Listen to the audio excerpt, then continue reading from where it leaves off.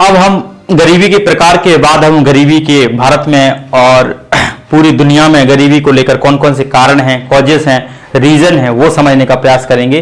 कुछ इंपॉर्टेंट जो कारण है वो समझने का प्रयास करते हैं कि गरीबी के कारण कौन कौन से हैं, कि गरीबी के कारण गरीबी क्यों उत्पन्न हो रही है, वो हम समझने का प्रयास करते हैं। जो निर्धनता के कारण हैं, गरीबी के कौन कौन से कारण हैं किसी भी देश में, किसी भी समाज में, वो हम समझने का प्रयास करते हैं। गरीबी के कारण, गरीबी किन कारणों से उत्पन्न होती है, अब हम गरीबी के कारण को समझने का प्रयास करते हैं। गरीबी के बहुत सारे कारण हो सकते हैं, सोशियो इकोनॉमिक रीजन, ठीक है, ये एक कारण है। कल्चर जो कॉजेज हैं वो भी कहीं ना कहीं इसके लिए जिम्मेदार हो सकते हैं, ठीक है। और हमने कहा जैसे नेचुरल डिजास्टर हैं वो भी कहीं ना कहीं जिम्मेदार हो सकती हैं, डिसीज हैं वो भी जिम्मेदार हो सकती हैं, पेंडेमिक है वो भी जिम्मेदार हो सकती है। जैसे कोरोना महामारी ने हजारों लोगों को रोजगार से वंचित कर दिया गया, रोजगार से बाहर निकाल दिया गया, एकदम उनको गरीब बना दिया गया एकदम, तो कहीं ना कहीं गरीबी में धकेल दिया गया, तो एक तरीके से वो भी कहीं ना कहीं जिम्मेदार हो सकते हैं, जैसे कोविड-19, ठीक है। अब हम समझते हैं बेसिक रूप से गरीबी को, हम भारत में गरीबी कैसे आई। ये सबसे इंपॉर्टेंट है कि भारत को एक समय सोने की चिड़िया माना जाता था। इतिहास में जब हम पढ़ते हैं, हिस्ट्री में जब पढ़ते हैं, तो भारत को एक सोने की चिड़िया कहा जाता था। तो भारत में, और भारत के पास इतनी बड़ी पॉपुलेशन तो है, लेकिन भारत के पास रिसोर्स की कमी नहीं है। भारत का इतना बड़ा क्षेत्र है, भारतीय उपमहाद्वीप है, तो वो भारतीय उपमहाद्वीप में रहने वाली जनसंख्या इतनी गरीब कैसे बन गई, कौन कौन से रीजन्स थे, कौन कौन से कारण थे, वो भारत आज एक सोने की चिड़िया से एक गरीब, एक पिछड़ा क्षेत्र या पिछड़ा देश बन गया, एक विकासशील देश बन गया, जिस समय उसकी इकोनॉमी दुनिया की टॉप इकोनॉमी से एक मानी जाती थी। तो आज भारत एक बैकवर्ड कंट्री क्यों माना जाता है वैश्विक स्तर पर देखा जाए तो? आर्थिक रूप से, वैसे तो पॉलिटिकली तो हम बहुत मजबूत हैं, कॉन्स्टिट्यूशन है, एस्टेब्लिश गवर्नमेंट है हमारे पास, लेकिन हम इकोनॉमिक रूप से मजबूत नहीं हैं। 5वीं बड़ी अर्थव्यवस्था है, लेकिन वही देखा जाए तो लोगों की वो जीवन स्तर में वो बदलाव नहीं आया, क्योंकि हम अभी भी विकासशील हैं। अभी हमारी 22% जनसंख्या आएंगी, 26 से 27 करोड़ जनसंख्या आज भी गरीबी यानी ब्लू पॉवर्टी लाइन के अंदर रहती है।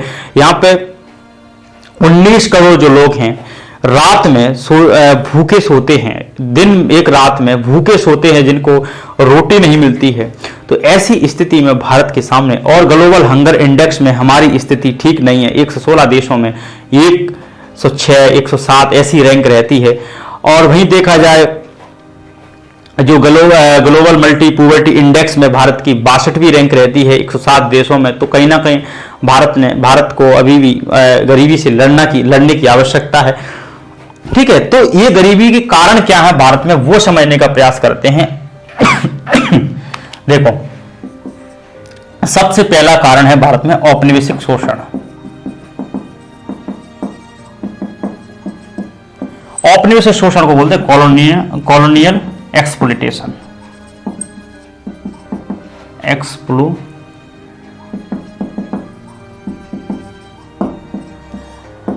मतलब एक्सप्लॉइटेशन का मतलब जैसे ये है कि इंडिया जो था एक समय सोने की चिड़िया था,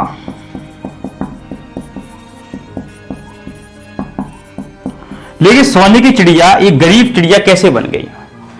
एक भारत इतना सोने की चिड़िया था, जहां इतनी रिसोर्स। सोने की चिड़िया का मतलब ये नहीं है कि मतलब एक पक्षी से, इसका मतलब ये है कि एक समृद्ध भारत था, इसके पास बड़े स्तर पर, यानी कि इसके आत्मनिर्भर था, इसके पास रिसोर्स थे, भंडार थे, किसी के आवश्यक शासन पर, किसी क्षेत्र पर शासन करने की आवश्यकता नहीं पड़ी।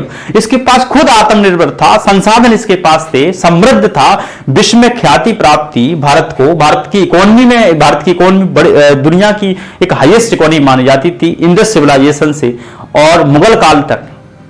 लेकिन जैसे ही भारत में अंग्रेज आए तो भारत सोने की चिड़िया कैसे गरीब चिड़िया बन गया, यह समझना हमारे लिए सामना। क्योंकि हमारा औपनिवेशिक शोषण अंग्रेजों ने, इंग्लैंड यानी कि ब्रिटिश गवर्नमेंट ने, यानी इंग्लैंड ने हमको 200 साल तक लूटा, यानी कि 1757 से लेकर 1947 तक भारत का क्या किया, आर्थिक शोषण किया गया, आर्थिक शोषण किया गया।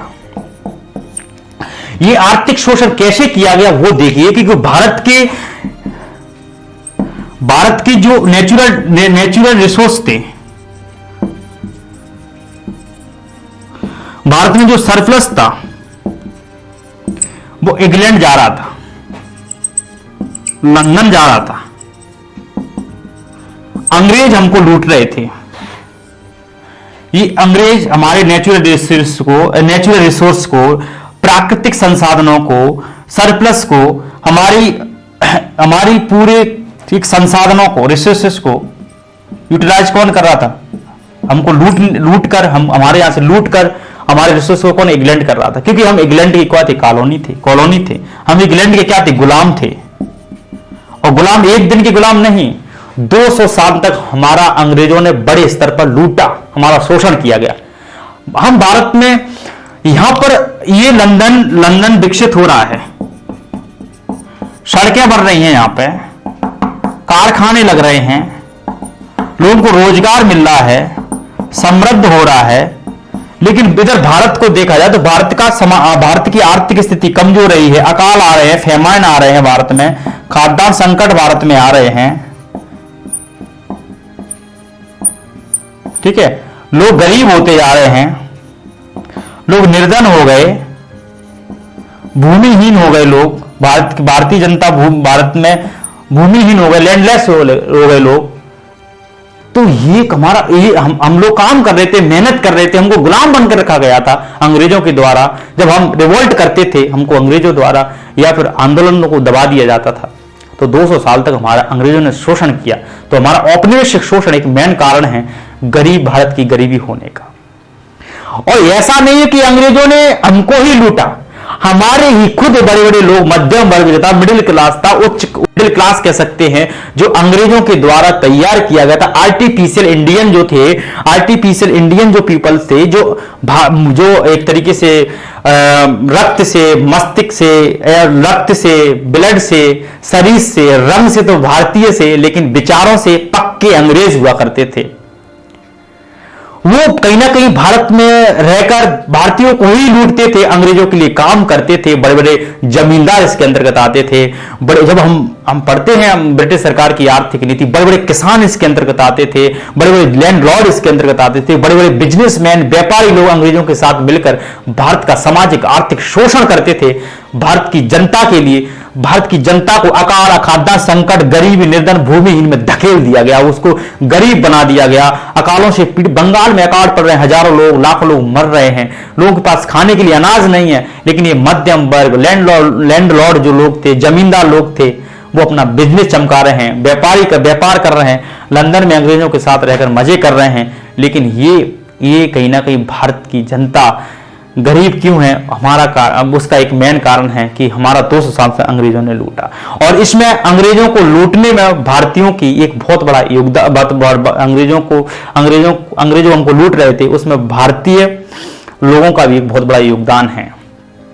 भारत में एक उच्च वर्ग था जो एक तरीके से हाई क्लास हुआ करता था उस समय, जो अंग्रेजों का समर्थक था, बड़े अधिकारी हुआ करते थे, बड़े बड़े जो ब्रिटिश सरकार के लिए काम करते थे। तो कहीं ना कहीं हमारा नेचुरल रिसोर्स और सरप्लस को बाहर ले जाया गया।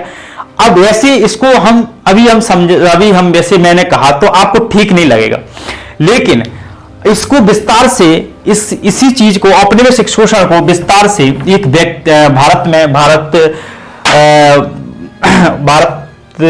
जो भारतीय इतिहास में उनका एक बड़ा नाम है, और उनका नाम है दादा भाई नौरोजी।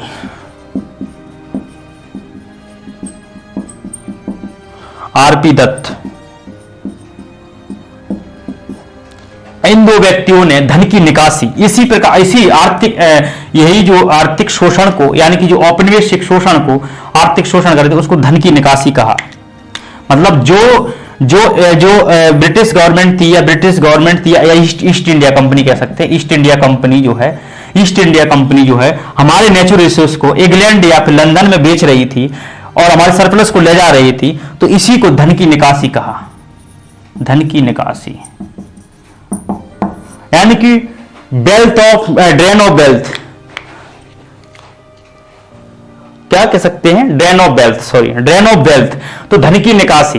तो हमारे धन को इंग्लैंड में ले जा रहा है, हमारी ग्रोथ का फायदा, हमारी जो सरप्लस फायदा ये इंग्लैंड के लोग ले रहे हैं, इंग्लैंड के डेवलपमेंट में लगाया जा रहा है, और वहीं हमारी ग्रोथ का हमारी जो ग्रोथ से जो सरप्लस हो रहा है वो हमारे इंडिया के डेवलपमेंट में नहीं लगा जा रहा है, बल्कि इंग्लैंड की सड़कों के डेवलपमेंट में, इंग्लैंड में जो सड़कें बन रही हैं, हॉस्पिटल बन रहे हैं, वहां पर कारखाने लग रहे हैं, वहां पर जो है स्कूल बन रहे हैं, उनके डेवलपमेंट में, इंग्लैंड के डेवलपमेंट में लगाया जा रहा था। तो भारत पिछड़ा होता जा रहा था, इंग्लैंड बढ़ता जा रहा था, इसकी सामाजिक आर्थिक स्थिति नीचे जा रही थी और इसका डेवलपमेंट बढ़ रहा था।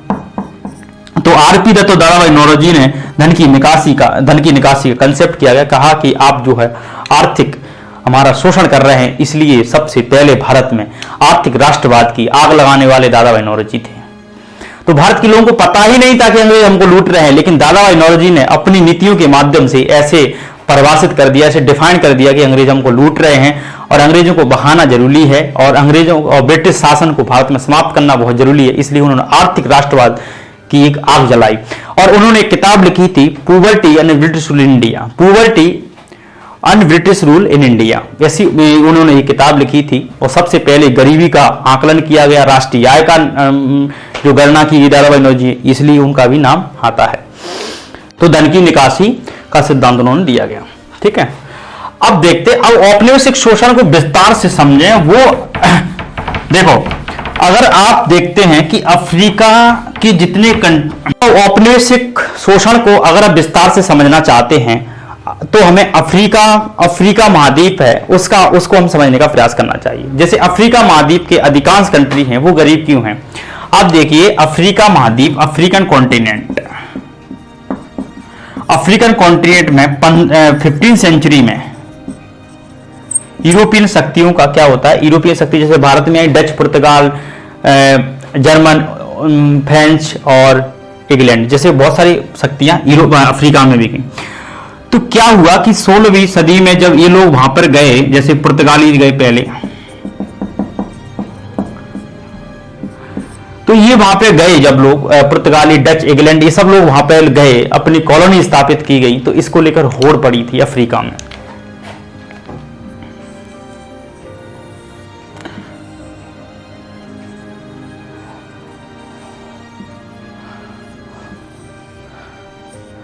तो अफ्रीका में क्या होड़ थी, ब्रिटिश भी यहां पर आ रहे हैं। तो पहले पुर्तगालीज आए, फिर ब्रिटिश आए, फिर फ्रेंच आए, फिर जर्मन्स आए, फिर डच आए, डेनिश आए। तो कहीं ना कहीं ये लोग आ रहे हैं भारत में, अफ्रीका में। तो इन्होंने क्या किया कि यहाँ की जो नेचुरल रिसोर्स थे, नेचुरल रिसोर्सों को, नेचुरल संसाधनों को, यहाँ के सरप्लस को यूरोपीय बाजारों में ले गए, अपने अपने देशों में ले गए। यूरोपीय जो परंपरागत शक्तियां थी, औपनिवेशिक शक्तियां थी, जैसे उन्होंने हमारा औपनिवेशिक शोषण किया, ऐसे ही उन्होंने अफ्रीका को लूटा। जब आप अफ्रीका के डिवीजन को पढ़ेंगे, अफ्रीकन, जैसे आप पढ़ते होंगे मॉडर्न हिस्ट्री, एक तरीके वर्ल्ड हिस्ट्री में,